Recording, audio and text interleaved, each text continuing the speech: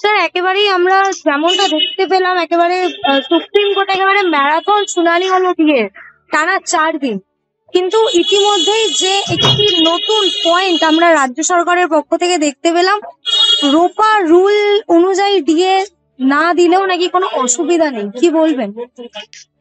হ্যাঁ, আজকে সোম থেকে শুক্র অর্থাৎ 5 দিন, 4 দিন না, ম্যারাথন শুনানি হওয়ার পরে আজকে শেষ হয়ে যাবে মোটামুটি সেরকম আভাস আমরা পেয়েছিলাম।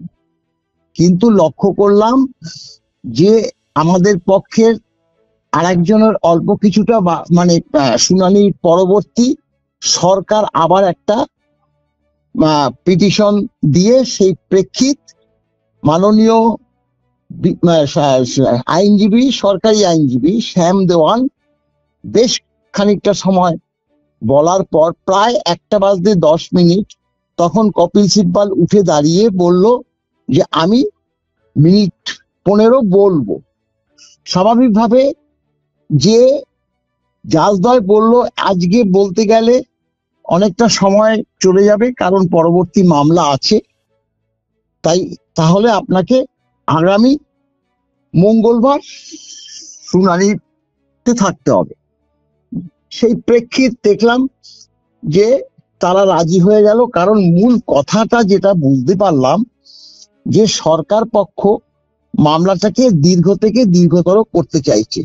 কারণ একই ব্যাপার, একই কথা বলে যাচ্ছে যে টাইম টু টাইম দিয়ে দেওয়া হয়, কিন্তু টাইম টু টাইম দিয়ে দেওয়া হলেও যে কি প্রসিডিওরটা সরকার ডিএটা দেওয়ার ক্ষেত্রে প্রযোজ্যতা করছে সেটা কিন্তু তারা বলতে পারছে না। All India consumer price index অনুসারে যে দিয়ে দেয়, একবার বলছে আমরা 125% দিয়ে দিয়েছি, all India consumer price index অনুসারে দিয়ে দেওয়ার কোনো নিয়ম নেই। মানে একটা বড়লোক করে সময়টাকে অতিবাহিত করতে চলেছে। এখন আমাদের আইনজীবীদের সঙ্গে আমরা কথা বলেছি, তারা বলেছে হ্যাঁ সরকার দেখো, সরকার যে সকল বার্তা পরিবেশন করেছে এবং যে সকল পিটিশন করেছে এর মধ্যে সারবত্তা নেই, অর্থাৎ তারা এখন বড় বড় আইনজীবী ব্যারিস্টারকে দাঁড় করিয়ে সময়টা কিল করছে। একদিকে আমাদের মনে হচ্ছে জিনিসটা কিন্তু পজিটিভ স্তরেই চলে যাচ্ছে, কারণ তারা যে সকল ভুল বার্তা পরিবেশন করছে তাতে জাজেদের কিন্তু যে রায় লিখতে সুবিধা হবে। আমরা তাই আশায় আছি আগামী মঙ্গলবার, আজকে শুক্রবার 1st হাফ পর্যন্ত মামলা ছিল। আমরা তো বহু দূরে আছি, কলকাতা থেকে দিল্লিতে, এবং গত রোববার এসছি, আজকে শুক্রবার, আবার মঙ্গলবার মামলা।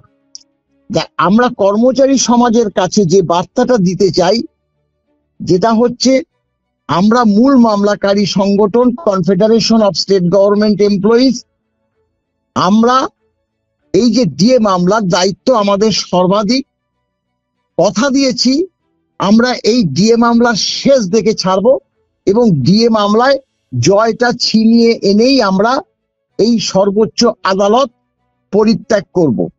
সরকারের মূল উদ্দেশ্য যে ডিএটা না দেওয়ার বারংবার প্রচেষ্টা চালিয়ে যাচ্ছে, এবং ট্রাইব্যুনালে আমরা লক্ষ্য করেছি মাননীয় জাজদ্বয় জিজ্ঞাসা করেছিলেন আপনারা যে ডিএটা দিচ্ছেন তার ফর্মুলাটা কি?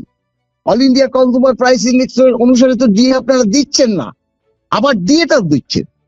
তাহলে এই যে ডিএটা দিচ্ছেন আপনাদের ইচ্ছা অনুসারে তো দিয়ে দেওয়া যায় না, আপনাদেরকে বলতে হবে, আপনাদের তো লিখিত বার্তা দিতে হবে যে আমরা এই নোটিফিকেশন অনুযায়ী এইভাবে দিয়ে দেব। যার উত্তর ট্রাইব্যুনালকে দিতে পারেনি, ঠিক সেম কিভাবে ডিএ সরকার দেয়, সরকার তো ডিএটা দিচ্ছে, কিভাবে মানে all India consumer price index অনুসারে দিচ্ছে না নিজেদের নির্দেশ মতো দিচ্ছে, নিজেদের একটা ফর্মুলা মতো দিচ্ছে? সেটাও যদি দেয় সেটা তো তাদের নোটিফিকেশন জারি করে সেটা বার্তাটা দিতে হবে, কিন্তু সেগুলো দিচ্ছে না। যার জন্যই আমাদের প্লাস পয়েন্ট হচ্ছে এখানে যে আমাদের ডিএ কোনো নির্দিষ্ট নিয়ম নেই, কিন্তু পঞ্চম বেতন কমিশনের কথাই বলছি, হাউস রেন্ট অ্যালাউন্স যে 15% ছিল সেটা কিন্তু নির্দিষ্ট নিয়মে দিয়েছে। ইনক্রিমেন্ট যে 3% সেটা কিন্তু নির্দিষ্ট নিয়মে দিয়েছে, অর্থাৎ রোপাতে যা লেখা ছিল। তারপরে ডাক্তারদের যে নন প্র্যাকটিস অ্যালাউন্স কতটা দেবে সেটা কিন্তু নির্দিষ্ট নিয়মে অনুসারে দিচ্ছে। একমাত্র ডিএটা সরকার তাদের নিজেদের ইচ্ছে অনুসারে দিচ্ছে। এই যে এটাই আমরা বারংবার তুলে ধরেছি, স্বাভাবিক নিয়মে এটাই বিচার্য বিষয়, যেটা আগামী মঙ্গলবারও আমরা মনে করছি না যে হবে, আরো হয়তো 2 দিন সম্ভবত সময় নেবে। এবং এই রায় কিন্তু একটা বড় রায় প্রকাশ পেতে চলেছে, যার জন্য ওই দিন রায়টা আমরা পাবো কিনা তা কর্মচারী সমাজের কাছে এই বার্তা দিতে চাই। কারণ রায়টা রিজার্ভ রেখে 7 দিন 10 দিন বা 1 মাসের মধ্যেই হয়তো রায়টা পাবো বলে আমরা আশা করছি।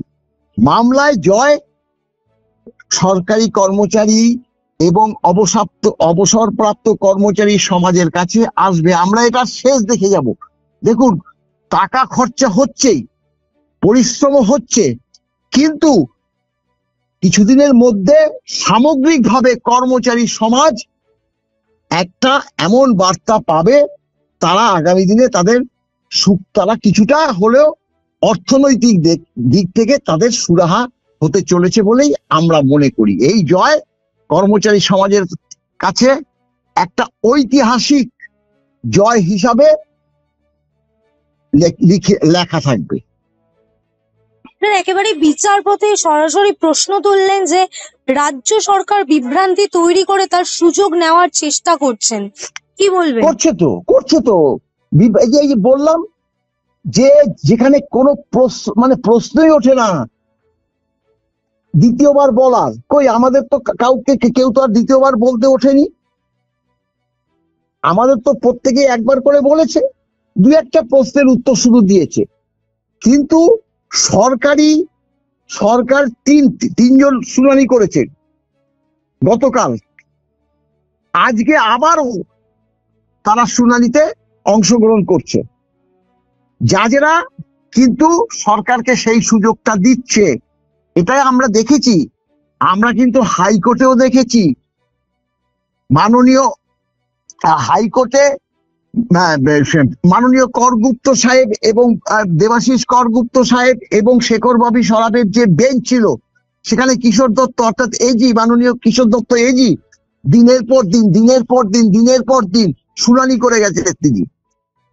কিন্তু জাজেরা কিন্তু সেই শুনানি শুনেছে। আমরা বিরক্ত হয়েছি। আমাদের তখন সেই সময় মাননীয় আমজাদ আলী এবং বিকাশ বাবুও বলেছে যে এটাই নিয়ম।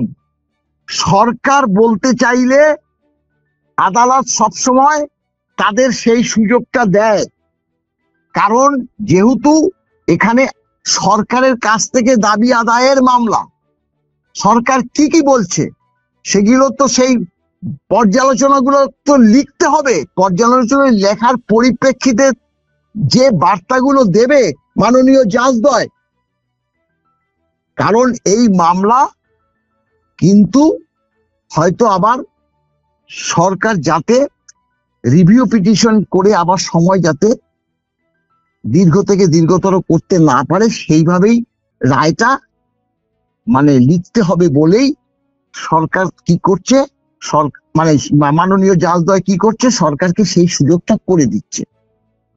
সুৎকর বলেছে, দেখুন সেদিনকে আপনি প্রশ্ন করেছিলেন সুৎকর তো বর্ষে, সুৎকর বলবো না, সরকার ডাকাতি করেছে। ডাকাতি কথাটা বলতে পারে, সুৎকর যদি মাননীয় জাজেরা বলতে পারে, আমরা ডাকাত বলবো। কারণ আমাদের এই যে বেতন পেনশনের টাকা নির্দিষ্ট সময়ে নিয়ম মতো না দিয়ে সরকার এক প্রকার নিজেদের তহবিলে চুরি করে সঞ্চয় করছে, আমরা তার প্রমাণ দিয়েছি। ট্রাইব্যুনালে সেই লিখিত বার্তা আছে। 13,000 কোটি টাকা 12-13 সাল থেকে 16-17 সাল পর্যন্ত বেতন পেনশনে যে বাজেট প্রিভিউ হয়, যে বেতন দিতে কত লাগবে, ইনক্রিমেন্টে কত খরচা হচ্ছে, ডিএতে কত খরচা হচ্ছে, পেনশনে কত খরচা হচ্ছে সেইভাবে যে বাজেট অ্যালোকেশন করা হয়, শেষে গিয়ে দেখা যায় যে সরকার তা খরচ করছে না। সরকার আমাদেরকে দেখিয়ে নিজেরা লাভ করছে, এই হচ্ছে কথা। অর্থাৎ এই মামলার জয় একদম অনিবার্য, অনিবার্য, শুধু সময়ের অপেক্ষা। স্যার, একেবারে রাজ্য সরকারের পক্ষ থেকে সুপ্রিম কোর্টে বলা হচ্ছে যে চেন্নাই কর্মীদের ডিএ দেওয়া হয়েছে তামিলনাড়ু সরকারের ডিএর হারে, কেন্দ্রের হারে নয়। রাজ্য সরকারের মূল্য বৃদ্ধির কথা মাথায় রেখেই ডিএ দিচ্ছে। আমরা আপনারা কি সহমত? আমরা তো অর্ডার দেখিয়েছি, আমরা তো পে স্লিপ দেখিয়েছি গভর্নমেন্ট অফ ওয়েস্ট বেঙ্গলের। বললেই হলো নাকি? সেগুলো তো ওখানে তো ইনক্লুড করবে। মিথ্যে কথার তো কতগুলো জায়গা আছে। এখানে যখন মাননীয় উচ্চ আদালতের কথা বলছি, মাননীয় দেবাশিস করগুপ্ত এবং শেখর ববি সরাফ, আমার এখনো মনে আছে, মাননীয় শেখর ববি সরাফ এইদিকে প্রশ্ন করেছিলেন, আপনারা একটা সরকার কি এরকম ভাবে ডিসক্রিমিনেশন করতে পারে যে এখানকার যে রাজ্য সরকারি কর্মচারী যাদের বেতন পেনশন দেয় ফিনান্স দপ্তর, আর দিল্লি চেন্নাইতে যে রাজ্য সরকারি কর্মচারী তাদেরও বেতন পেনশন এখান থেকে গ্রান্ট করা হয়, অর্থাৎ ফিনান্স দপ্তর থেকে, তারা পাবে কেন্দ্রীয় হারে আর এই রাজ্য পাবে আপনাদের ইচ্ছে অনুসারে। এটা হয়? আপনি এর জবাবটা দিন। মাননীয় কিশোর দত্তকে প্রশ্ন করেছিল এবং কিশোর দত্ত তখন বলেছিল, মাই লর্ড, দিল্লি চেন্নাইতে খরচ বেশি। এমন একটা তার প্রশ্ন করেছিল, তার উত্তর দিতে ভেবাচাকা খেয়ে গেছে। বলেছিল, মানলাম দিল্লিতে খরচ বেশি, চেন্নাইতে খরচ বেশি। আপনারা সার্ভে করেছেন? আপনারা সার্ভে করে সেই সার্ভে রিপোর্ট দেখাতে পারবেন? চুপচাপ দাঁড়িয়ে আছে। বুঝতে পেরেছেন? অর্থাৎ তাদের ইচ্ছে অনুযায়ী চলবে, যা ইচ্ছে করবে সেটা মেনে নেব। তারা ভেবেছিল তাই, এই বর্তমান সরকার ভেবেছিল তাই। বাম আমলে কিন্তু মানে দিয়ে দীর্ঘতর ভাবে যে বকেয়া ছিল তা নয়। তা যদি থাকতো তাহলে আমরা বাম আমলেই কিন্তু মামলাটা করতাম। বাম আমলে, এই তো বলছি তো, বাম আমলে যে এই যে বকেয়া যে লিস্ট আমরা তুলে দিয়েছি, যেটা ছিল 5 মাস, 8 মাস, 11 মাস, তারপরে তৃণমূল সরকার সেই বকেয়া 18 মাস, 24 মাস, 36 মাস, এমনকি 54 মাস পরে আমরা হাতে পেয়েছি। অর্থাৎ বলছে 125 দিয়ে দিয়েছে। আরে বাবা, 125 তো দিয়ে দিয়েছে। 125 হওয়ার কথা ছিল 31/12/15-তে। 31/12/15-তে সেই ডিএটা এসে শেষ হয়েছে 1/1/19-এ। 4 বছর যদি নির্দিষ্ট নিয়ম মতো ডিএ না পাওয়া হয়, তাহলে কর্মচারী সমাজের কতটা ক্ষতি। আরে ডিএ তো পৌনঃভৌমিক, রেকারিং। আমাকে যদি এই মাসে ডিএটা দেয়, তাহলে পরের মাসে পাবো, পরের মাসে পাবো, পরের মাসেও পাবো। কিন্তু রাজ্য সরকার যদি ডিএটা নির্দিষ্ট সময় না দিয়ে 10 মাস পরে দিল, বকেয়া দিল না তো, 10 মাস আবার পুরো ক্ষতি। সেখানে 10 মাস না, 15 মাস না, ক্ষমতায় আসার পর 18 মাস থেকে শুরু করেছে বকেয়া, তারপরে 24, 36 করে একদম পুরো 54 মাস। মগের মুল্লুক নাকি? অত সোজা ব্যাপার? যা ইচ্ছে তাই করা যায় না। একটা গণতান্ত্রিক দেশে তোমার নিজের ইচ্ছে মতো কোনো ভাবে সরকার চলে না, চলতে পারে না। আইন আছে, আদালত আছে। এই রায় আপনারা একবার চিন্তা করুন। 2016 সালে আমরা মামলা দাখিল করেছি, ডিসেম্বর মাসে একটা মেনশন হিয়ারিং করে আমরা ডেট নিয়েছি। 17 সালের ফেব্রুয়ারি মাসে প্রথম শুনানি।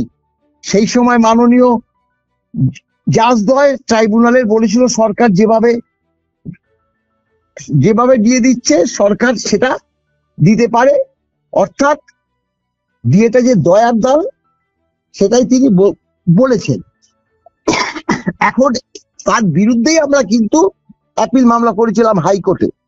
ভৎসনা হয়েছে ট্রাইব্যুনালের সেই সময়কার 2 জন মাননীয় জাজদ্বয়। বলে এত বড় একটা মামলা ঘন্টাখানেক শুনানির মধ্যে তিনি সিদ্ধান্ত নিয়ে নিলেন? এটা হয়? হতে পারে?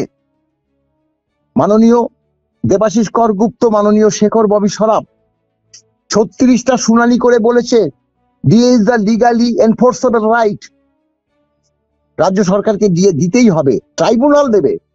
কারণ যেহেতু রাজ্য সরকারি কর্মচারীদের মামলা করতে হয় প্রথমে ট্রাইব্যুনাল, তাই আমরা আবার ট্রাইব্যুনালে আসি।